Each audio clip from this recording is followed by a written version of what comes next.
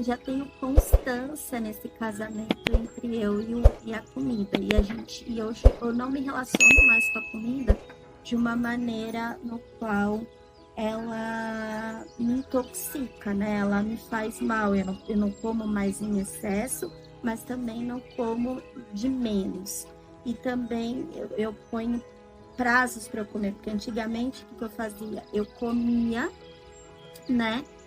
E ficava horas sem comer de novo. Não, hoje eu consigo equilibrar mais a alimentação e também não como mais para ficar cheia, mas sim para comer para ficar satisfeita, que isso é um ponto importante.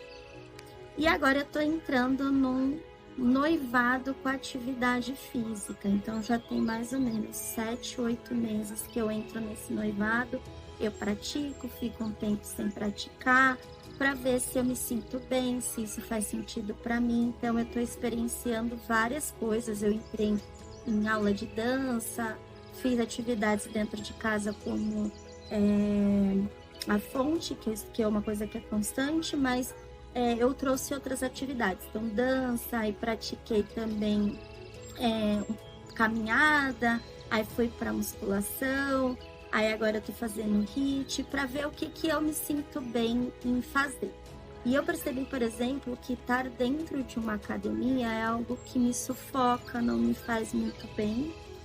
Então, eu abortei, né?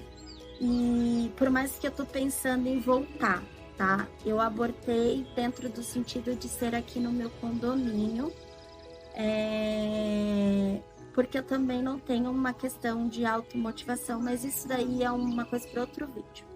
E aí eu comecei a voltar a fazer HIIT, que é uma coisa que eu lembrei que eu gostava muito de fazer.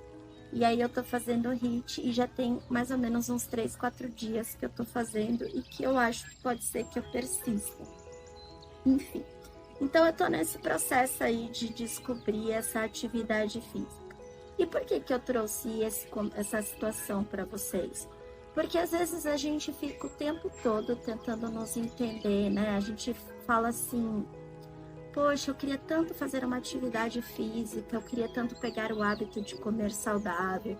Eu vejo tanta gente, né, na nossa sociedade que gostaria de modificar tantas coisas na vida dela, mas muitas vezes ela se desmotiva logo de cara porque ela acha que ela já tem que pegar o hábito logo de cara, principalmente, né, nessa fase aí que a gente está de conhecimento de informação, que em 21 dias você pega o hábito. E é mentira, a gente não pega o hábito em 21 dias. Porque por mais que a gente esteja determinado a construir algo, a gente vai ter os altos e baixos da vida, porque a vida nos coloca nesse estado de altos e baixos. Então, assim, eu tô sentindo muita energia para fazer exercício e muita empolgação para alimentar saudavelmente, mas eu ainda tenho assuntos na minha vida que tem dia que eu não tenho cabeça para isso, entende? Dentro da minha percepção da pessoa que eu sou, tem gente que fazer atividade física é uma maneira de desestressar.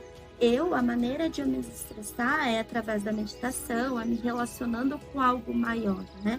Mas é interessante a gente entender isso, que cada pessoa funciona de algum jeito. E para a gente poder ter a vida que nós queremos, a gente muitas vezes precisa olhar para aquilo que nós queremos e entrar nesse processo do namoro, do noivado e do casamento. Porque para você poder construir o casamento com esse hábito, você vai ter que provavelmente construir isso.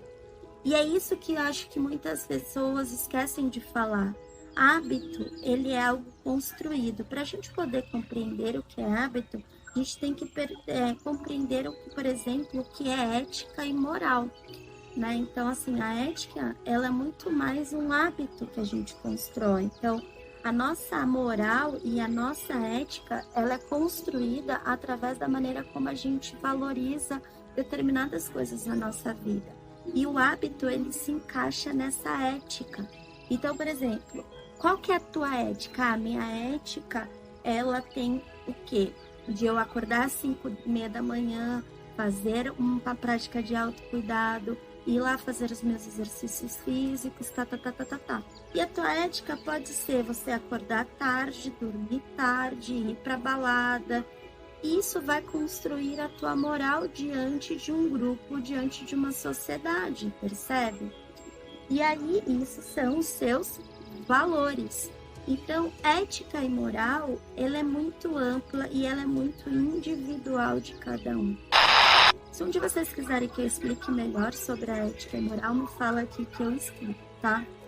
Mas, como eu expliquei para vocês, eu, dentro do meu processo desses 9 anos, foi uma coisa que eu fui tentando me compreender. O que eu gosto, o que eu não gosto, o que faz sentido, o que não faz sentido.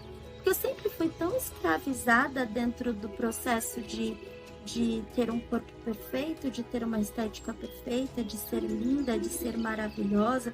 E nem de uns tempos pra cá, eu venho tendo algumas quedas, né? Horas eu tô muito bem disposta para fazer os meus exercícios físicos, né? Para ter a minha conexão com algo maior. E tem hora que eu tô muito frágil, muito fraca, muito vulnerável fisicamente. E aí eu começo a ter umas sensações que eu tô velha, sabe? Até eu começo a entrar numa crítica pessoal, falando, nossa, eu tô velha, meu rosto tá caindo, meu braço tá mole. E eu começo a entrar nessa pinóia muito louca, porque existe umas certas pressões dessa sociedade, desse coletivo, na nossa consciência de uma maneira inconsciente. Então, quando a gente não se fortalece com os nossos valores e a maneira como a gente vê a vida, quando a gente não se fortalece com a nossa ética e com a nossa moral, a gente vai sempre sabotando aquilo que nos realiza na nossa alma, entende? Então, por muitos anos da minha vida, a minha ética e o meu valor, da minha ética e minha moral, foi baseada nesses valores estéticos, padrões sociais, né? Então, eu me recordo que na minha adolescência, principalmente, e olha que eu era magra, porque eu tenho fotos que eu era magra, né? Eu vou tentar ver se eu coloco aqui para vocês verem. Eu ouvia assim, por que você não é magrinha como fulana de tal? Olha a perna de ciclana, olha como que fulana de tal tá com o corpo bonito. E eu, com a minha autoimagem totalmente distorcida, né? Comecei a ficar aprisionada nessa situação. Então, gente, o que eu quero trazer para vocês? Que quando a gente está baseada na nossa ética e na nossa própria moral, da maneira como a gente quer se apresentar para o mundo, a gente sai dessa espera de reconhecimento, dessa espera de aplausos, né? Nós trazemos na nossa infância 5 feridas, tá?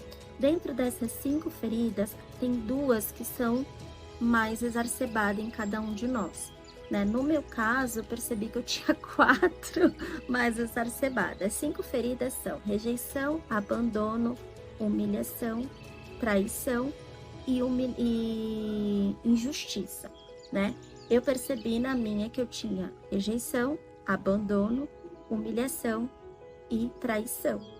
E essas feridas a gente acaba carregando no nosso inconsciente. E aí a gente começa a escolher, né, a nossa ética e nossa moral, né, a nossos valores, a partir também dessas feridas de uma maneira inconsciente.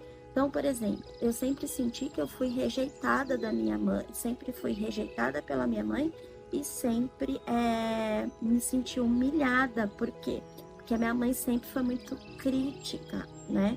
E dessa crítica que ela trazia para mim de uma maneira até inconsciente, provavelmente. Talvez ela não me criticou porque ela queria me criticar.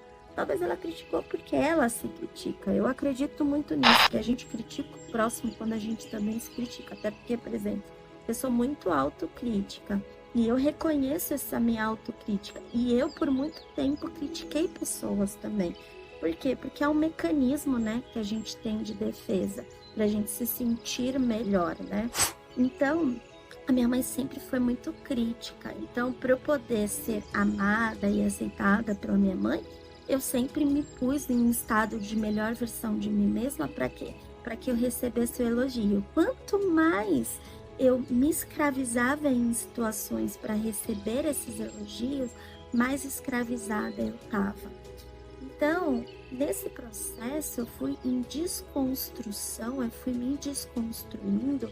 Para quê? Para que eu pudesse viver a vida que fazia sentido para minha alma, que fazia sentido para o meu espírito. Então, hoje, em sessões, o que eu mais vejo são pessoas extremamente escravizadas em determinadas situações, principalmente insatisfeitas com seus próprios corpos, né? Porque, de alguma maneira, ele quer ser aceito e amado por essa sociedade. Então, a maneira como a gente foi construído foi sempre para a gente ser enxergado através de uma estética. Seja uma estética física, seja uma estética material.